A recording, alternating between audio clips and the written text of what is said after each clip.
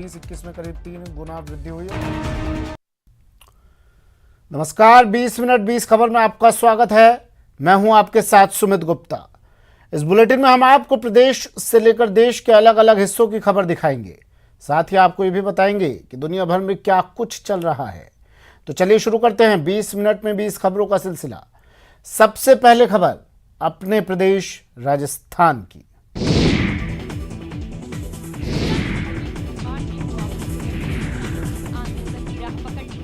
किसान खम ठोक पर सड़कों पर आधम के हैं।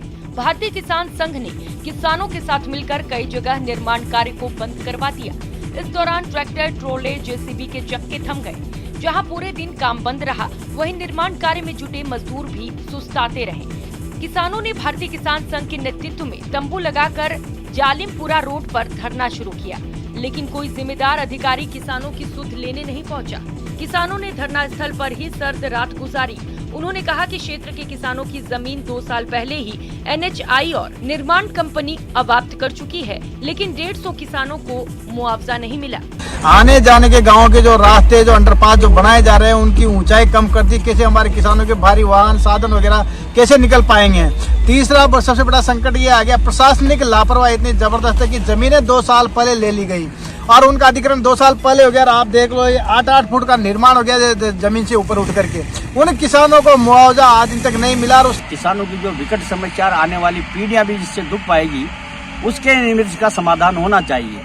3-4 दफा हम जो है कमिश्नर साहब से मिले हैं, कलेक्टर साहब से मिले हैं। आश्वासन भले ही मिलते हैं, लेकिन कार्य किसानों के अनुरूप हो नहीं पा रहा है। अलवर जिले के बानसूर से आई ये तस्वीरें विकास कार्यों की पोल खोल रही है। बानसूर के अरावली विहार कॉलोनी में सड़क और नाली निर्माण नहीं होने के कारण कॉलोनी वासियों को आने जाने में काफी परेशानी का सामना करना पड़ता है। बानसूर में नारायणपुर रोड से गिरधारी दास जाने वाले मार्ग भी क्षतिग्रस्त हो रहे हैं। सड़क पर बड़े बड़े गड्ढों में गंदा पानी जमा हो रहा है, जिससे स्कूली बच्चों को भी काफी परेशानी का सामना करना पड़ता है। कई बार इसे लेकर नगरपालिका के जनप्रतिनिधियों और अधिकारियों को अवगत कराया गया, लेकिन ना तो जनप्रतिनिधियों ने कोई ध्यान दिया, ना ही किसी अधिकारी ने। देखा जाए तो बानसूर में ग्राम पंचायत के चुनाव के बाद बानसूर को नगरपालिका बनाया गया और सरपंच को कार्यवाहक चेयरमैन बनाया गया, लेकिन 3 साल पूरे होने के बाद भी बानसूर में ना तो नगरपालिका ने कोई विकास कार्य किए, ना ही विधायक कोटे से कोई विकास कार्य किए गए, जिसका खामियाजा आम जन को भुगतना पड़ रहा है।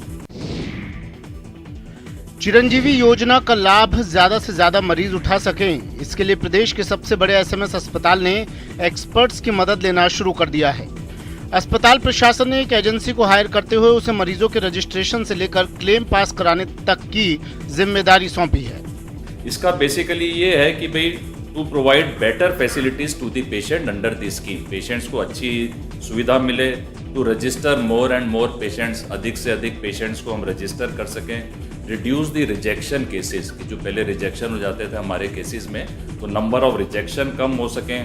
तो इससे ये जो एजेंसी रहेगी तो यही अब सारा काम करेगी। दरअसल भर्ती होते वक्त बीमारी, सही पैकेज और दस्तावेजों की उपलब्धता नहीं होने के कारण मरीज को योजना का लाभ नहीं मिल पाता था, लेकिन अब ऐसा नहीं होगा। एजेंसी को ही सभी काम करने पड़ेंगे। यहाँ तक कि क्लेम, रिजेक्ट और क्वेरी होने पर एजेंसी को ही पक्ष भी रखना पड़ेगा।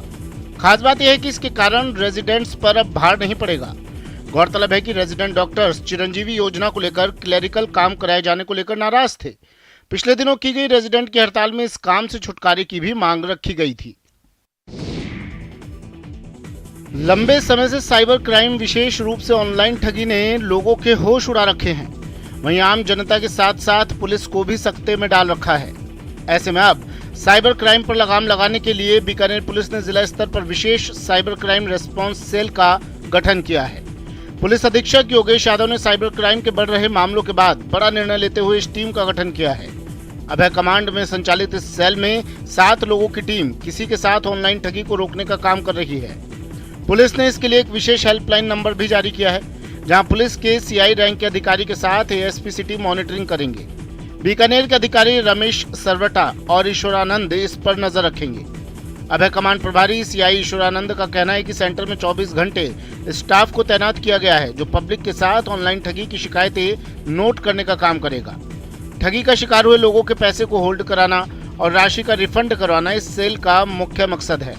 इस सेल के पास अभी तक 32 शिकायतें प्राप्त हुई हैं, जिनमें से 7 शिकायतों में कार्रवाई की जा चुकी है। ठगी होती है, उनकी कंप्लेंट नोट करके उनके पैसे को होल्ड करवाना, आगे ट्रांजैक्शन होल्ड करवाना और उस पैसे को होल्ड करवा करके वापस रिवर्ट करवाना उनके खाते में।